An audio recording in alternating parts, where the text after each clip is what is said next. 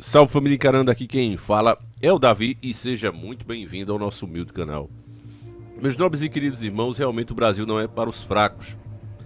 Eu tenho dito para vocês que infelizmente o STF, pela corrupção dos nossos parlamentares, tem feito exatamente o que quer aqui.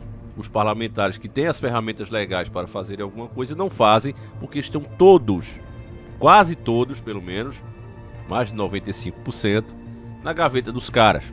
Então qualquer tentativa de se regular esse poder que está fora de controle, logo vem uma ameaça e os caras retrocedem.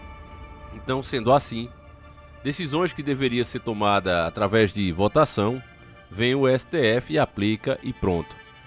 É o que eu vou mostrar para vocês aqui com essa matéria. Gilmar Mendes autoriza pagamento de Bolsa Família fora do teto de gastos.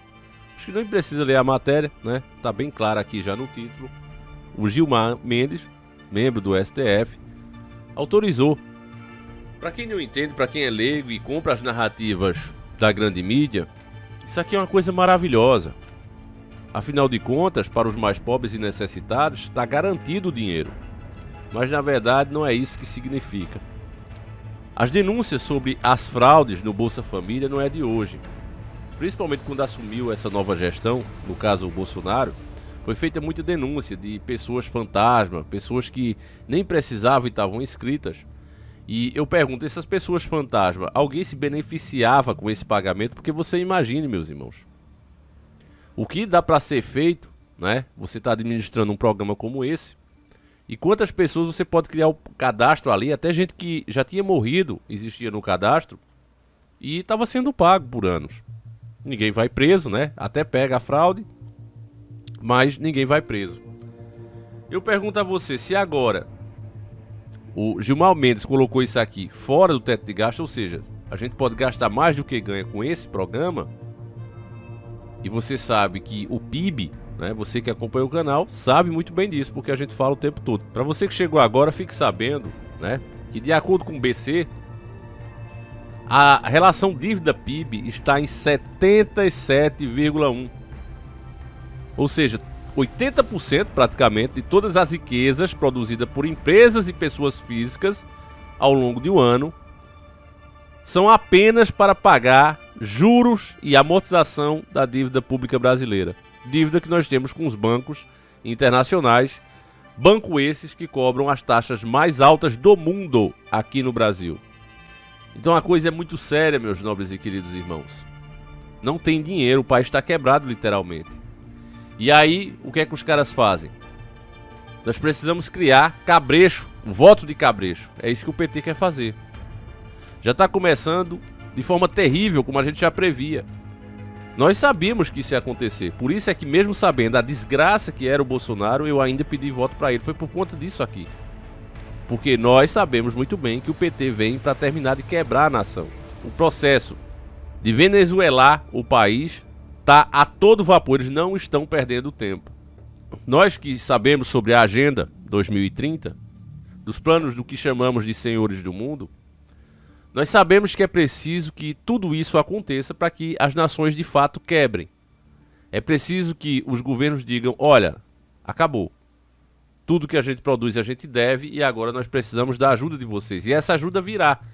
Eles que estão acumulando essas riquezas em números, você vê que são valores na conta de homens que supera o patrimônio de nações. Para que alguém precisaria de tanto dinheiro? É muito mais do que se pode gastar, é muito mais do que se pode ter. Está muito além. Você pega uma fortuna que um Elon Musk tem, você pergunta, cara, para que tanto?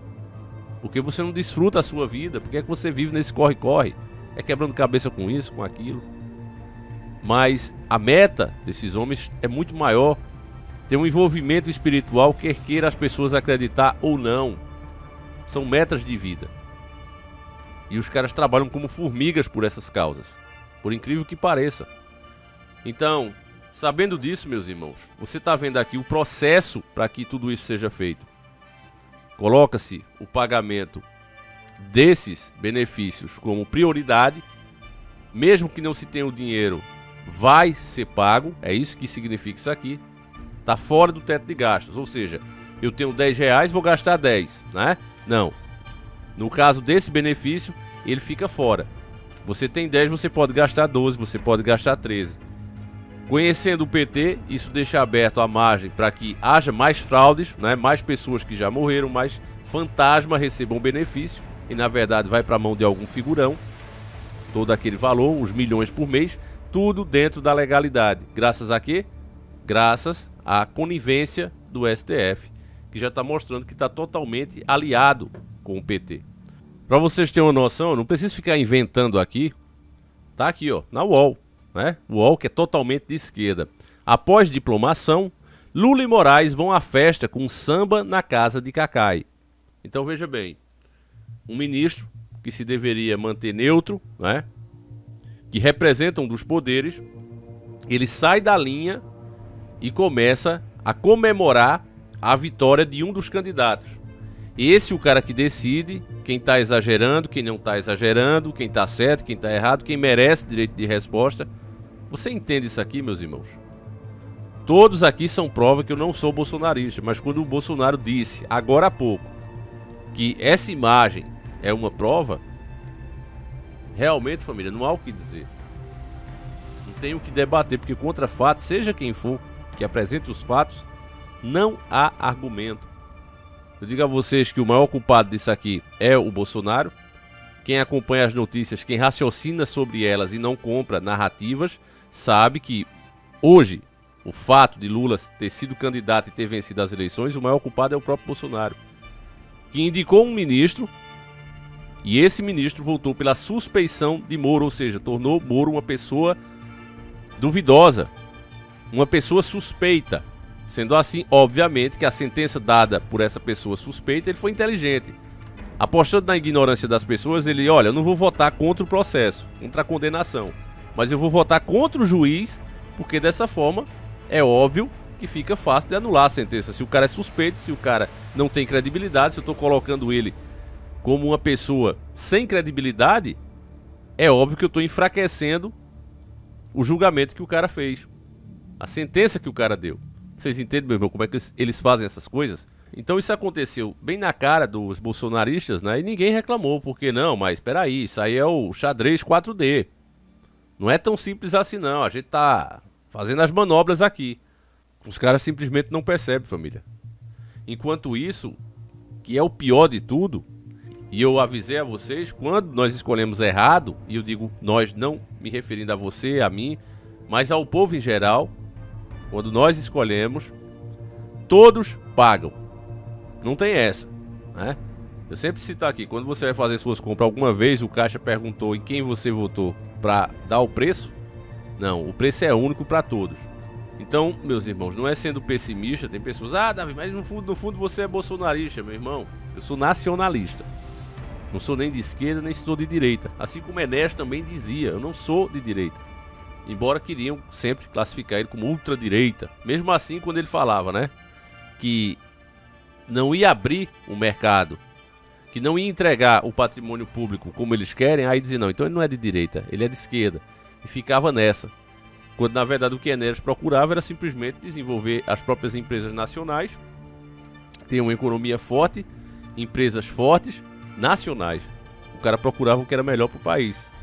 Mas essas coisas são feitas, meus irmãos, e são distorcidas, que é para as pessoas não perceberem o que realmente cada decisão dessa representa. E nesse caso aqui, dessa tal autorização para furar o teto, né, com o programa Bolsa Família, é uma brecha, uma grande janela, na verdade é um grande portão escancarado para que se haja fraude, para que se crie beneficiários fantasmas, né, e algum figurão lucre muito com isso, ao mesmo tempo que é a desculpa perfeita para afundar de vez a nossa economia. Como o nosso próprio Jesus Cristo disse, meus irmãos, o povo se perde por falta de conhecimento. E o pior é que não é porque não há quem fale, porque sempre tem alguma voz no deserto clamando. Sempre há, Deus sempre manda, não importa a situação. Você pode estar dentro de um presídio, preso ali, esperando a pena. Mesmo assim vai ter alguém, uma vozinha lá no final falando alguma coisa que você precisa ouvir, porque é dessa forma que Deus age. Mas o problema é a pessoa querer ouvir. O problema é a pessoa parar para raciocinar em cima da informação. Se isso acontecesse, meus irmãos, vocês podem ter certeza que a nossa posição no nosso país era de potência. Mas ao invés disso, o que é que a gente vê aí? Divisões de classe, é pobre contra rico, empregado contra patrão. E aí a gente fica, meus irmãos, como bem disse o doutor Enéas, né? Um cachorro correndo atrás do próprio rabo o tempo todo. É terrível a situação, ainda mais vendo o potencial que a nação tem em tudo. Terrível. Eu digo pra vocês, meus irmãos, o que vem pela frente não é nada bom.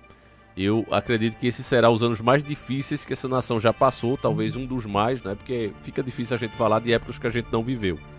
Mas eu digo, na minha idade, de 38 anos que eu tenho, até agora, eu acredito que esses próximos 4 anos, 2023, aperte os cintos, tá certo? Que eu acredito que vai ser os anos mais difíceis da nossa nação. E uma das provas é essa aqui, que você acabou de ver. Olha como é que está sendo feito, olha os caras que estão indo para cuidar da economia. E aí não precisa ser um gênio, meus irmãos, para você ver que o que vem é muita lacração e esquemas de corrupção como a gente nunca viu antes na vida. Inclusive isso com o empurrão do próprio Bolsonaro, que ele legalizou muita coisa com a desculpa que não, mas no meu governo não tem corrupção. E foi fazendo, foi desmanchando mecanismo para nossa própria proteção, com a desculpa que ele é a mudança e com a desculpa que ele é honesto. Então ele fez coisa que o PT sempre sonhou, mas não tinha coragem, não tinha apoio para fazer, e o cara fez. E você anote o que eu estou dizendo. Nós vamos pagar muito caro por isso, o Bolsonaro será preso. Cada vez mais os jornalistas intensificam esse discurso. Tem muito processo que vão cair para a primeira instância e vocês não tenham dúvida que isso vai acontecer.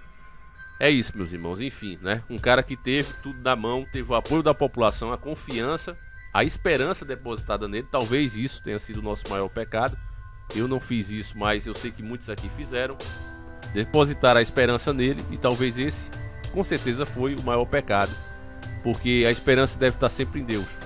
E qualquer político que seja, por mais bem intencionado que o cara seja, ele tem que ser cobrado. E não foi feito isso, né? Muito pelo contrário, idolatram até agora um corrupto que vai se provar. E que trouxe outro corrupto que está aí, que é o Lula. E infelizmente todos pagaremos o alto preço por essa idolatria, meus irmãos. Enfim, deixa a tua opinião aí, o que é que você acha sobre isso, meus nobres e queridos irmãos. A gente volta com 2 vídeos amanhã, se assim o Criador permitir. Um às 7h30 da manhã, outro às 5h45. Fique com Deus, um abraço e a gente segue juntos. Fui!